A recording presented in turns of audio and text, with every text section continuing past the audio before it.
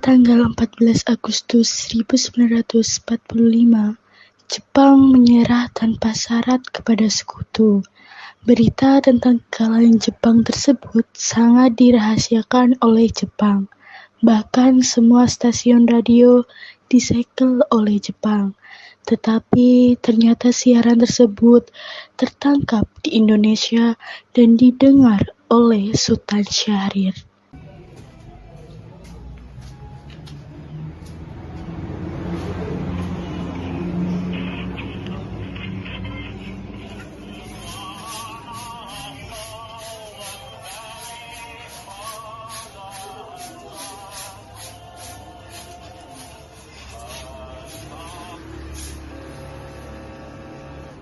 Japan and the Japanese government and the Japanese Imperial General Headquarters to sign the instrument of surrender at the places indicated.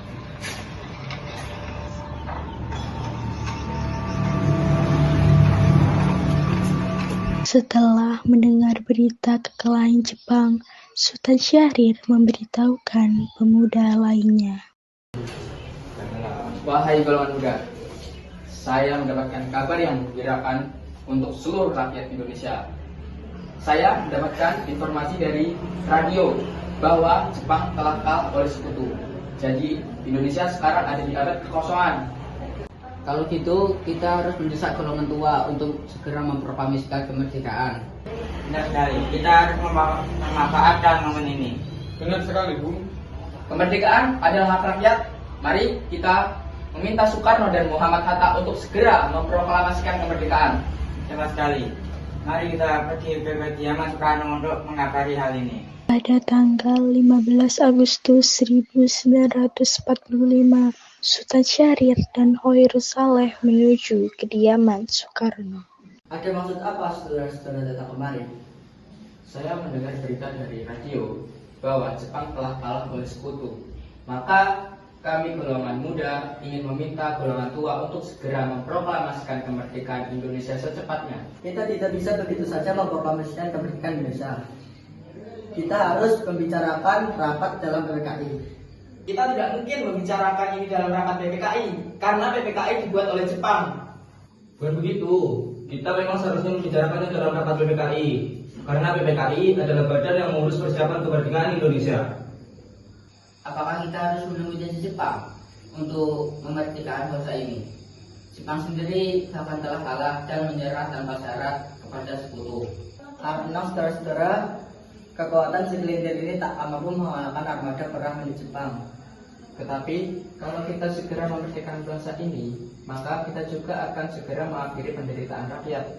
Baiklah, tapi berikan kami waktu sebentar untuk berunding. Baik, kalau begitu kami pamit dulu.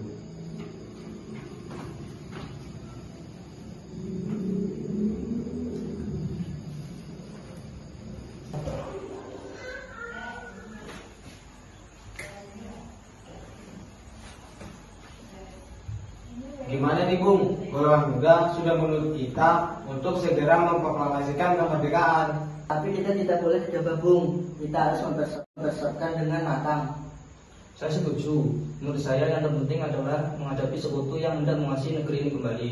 Selain itu, mempersiapkan kemerdekaan sebaiknya dilaksanakan di sidang PPKI 18 Agustus mendatang.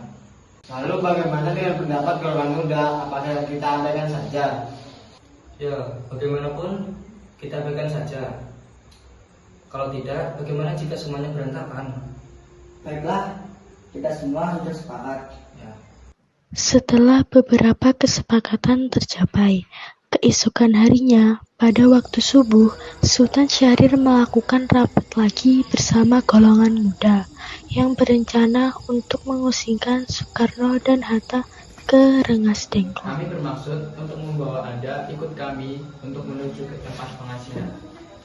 Hilangnya Soekarno dan Muhammad Hatta secara misterius menimbulkan kepanikan di kalangan para pemimpin di Jakarta.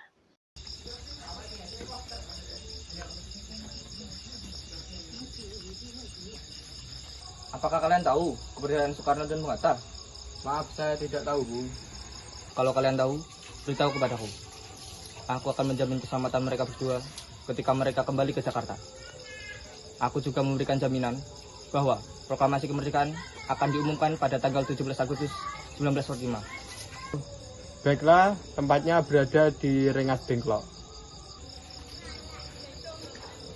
Diutuslah Yusuf Kunto untuk mengantar Ahmad Swebarjo dan Sudiro ke Rengas Dengklok tanggal 16 Agustus 1945 berunding dan merumuskan naskah proklamasi di Rumah Laksamana Maeda.